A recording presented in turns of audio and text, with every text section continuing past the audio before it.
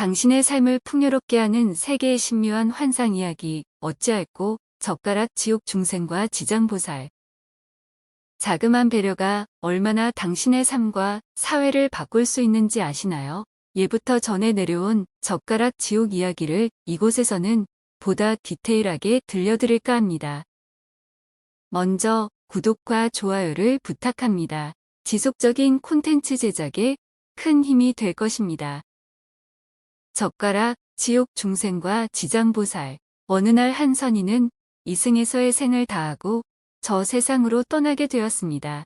염라대왕의 특별한 배려로 그 선인은 사후 세계를 한번 돌아볼 수 있게 되었지요. 염라대왕 시종의 안내를 받아 선인은 지옥 한 곳을 들렀습니다. 그런데 그곳은 전혀 지옥 같지 않았습니다. 왜냐고요? 그곳 중생들은 모두 비단 옷을 입고 있었고 다만 핏기 없이 흐느적 거리고 있을 뿐이었습니다. 자세히 보니 그 비단은 모두 너무 오래되어 낡고 빛이 발해 있었습니다. 그리고 모두가 가늘고 긴 작대기를 하늘로 휘휘 저으며 좀비 같은 형상을 하고 있었습니다. 선인은 시동에게 물었습니다.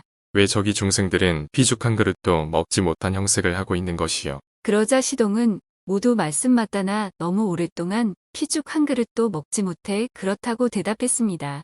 이들 앞에는 상다리가 휘어질 정도로 기름지고 맛있는 산의 진미가 차려져 있었습니다. 그런데 정작 이곳 중생들은 모두 굶주림으로 눈이 휑하고 기다란 빈 젓가락만 허공에 휘젓고 있었습니다. 선인은 시종에게 물었습니다.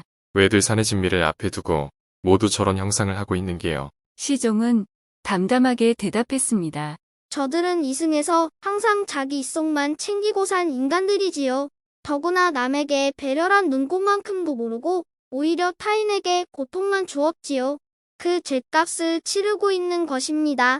그 말을 듣고 보니 모두가 긴 젓가락으로 집은 음식을 자신의 입에 가져가려 허우적거리고 있었던 것입니다. 그러나 음식은 바닥에 떨어지고 사라져갔습니다. 그리고 이 모습은 끊임없이 반복되고 있었습니다. 시종은 이어 말했습니다.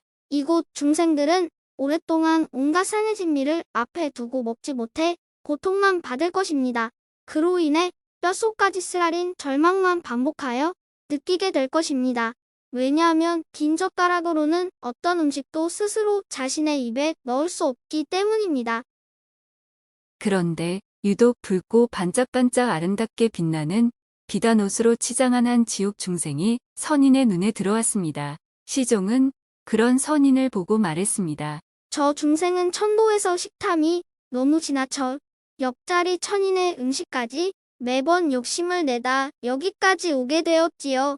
천인들도 심신을 닦지 않고 쾌락만을 즐기다 보면 자신도 모르게 나락으로 떨어지곤 한답니다. 이때 이곳 좀비 형상의 영혼들이 갑자기 생기가 도는 듯하였습니다.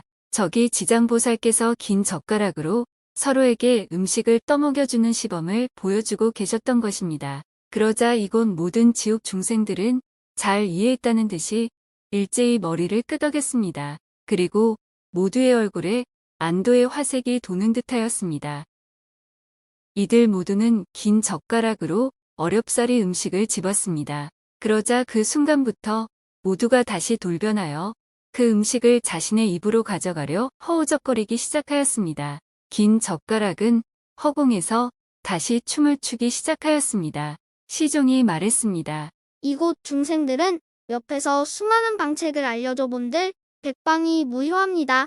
왜냐하면 이들 영혼은 이기심으로 꽉 차 있어 남을 배려하는 마음은 물론 그 어떤 가르침도 받아들이지 않을 것이기 때문입니다. 그런데도 지장보살께서는 포기하지 않으시고 매번 이곳 중생을 구하기 위해 오시곤 하시지요. 이어서 선인은 염라대왕의 시종과 함께 극락으로 향했습니다. 마침 지장보살께서도 그들과 함께 대동하게 되었습니다. 극락의 탁자에도 정갈하고 먹음직한 음식이 가득 차려져 있고 탁자 주변에는 반짝반짝 윤기나는 비단 옷을 입은 수많은 선남선녀가 앉아 있었습니다. 이곳 중생들도 지옥의 중생들과 마찬가지로 1m 50cm 정도의 젓가락을 사용하고 있었습니다. 하지만 이들은 찌든 모습이 아니라 모두 미소 가득한 행복한 모습을 하고 있었습니다. 이들은 서로 이야기도 나누며 서로를 보고 깔깔 웃기도 하였습니다. 그리고 긴 젓가락으로 맛깔난 음식을 집어 서로에게 먹여주며 연애를 즐기고 있었습니다. 선희는 잠시 혼자 생각에 빠졌습니다. 그리고 자신도 모르게 탄식이 저절로 입 밖으로 흘러나왔습니다. 저기 젓가락 지옥 중생들에게는 이곳 극락의 모습을 아무리 보여줘 본들 소용없을 것 같군. 그 많은 사람들 중에 단 한 사람만 깨달음이 있어도 모두 지옥에서 벗어날 수 있을 텐데. 마침 아미타불과 한담을 나누시던 지장보살께서 선인을 돌아보시며 한마디 말씀을 건넸습니다.